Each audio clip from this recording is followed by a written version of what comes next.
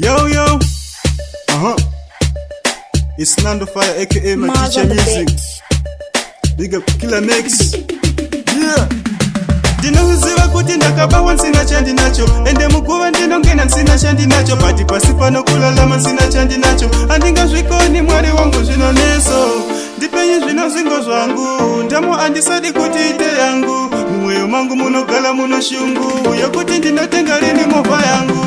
ndaremba zvokugala ndiri lova, ndoda kutenga wangu wamuchovha, mwari wangu ndibvisei mulova, ndoda kufamba ngo wangu muchovha, ndaremba zvokugala ndiri lova, ndoda kutenga wangu wamuchovha, mwari wangu ndibvisei mulova, ndoda kufamba ngo wangu muchovha, andingagare ndasikwira movha jovamweni, ndinoda kuti vakwijowe ndini zuva rimweni, ulombo wangu wokutama vanobhasikeni, kubeni vuchinja langu vakatosota inini, komborerai zvese zvandinobata, mundiziva pese pandinonamata, itai kuti ndinzvengano zvakashata, pese pandinokwira makata,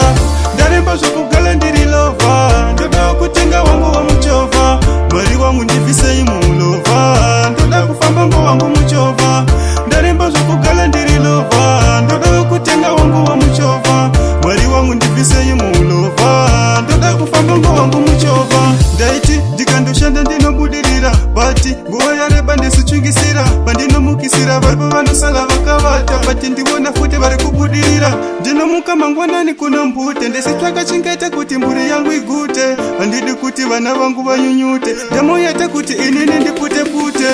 ndaremba zvokugala ndiri lova, ndoda kutenga wangu wamuchovha, mwari wangu ndibvisei mulova, ndoda kufamba ngo wangu muchovha, ndaremba zvokugala ndiri lova, ndoda kutenga wangu wamuchovha, mwari wangu ndibvisei mulova, ndoda kufamba ngo wangu muchovha, ndinoziva kuti ndakabawa nsina chandi nacho, ende mukuva ndinongena nsina chandi nacho, pati pasi pano kulalama nsina chandi nacho, andingazvikoni mwari wangu zvinoneso, ndipenye zvino zvingo zvangu, ndamo andisadi kuti ite yangu, mumweyo mangu munogala muno shungu, yokuti ndinotenga rini movha yangu.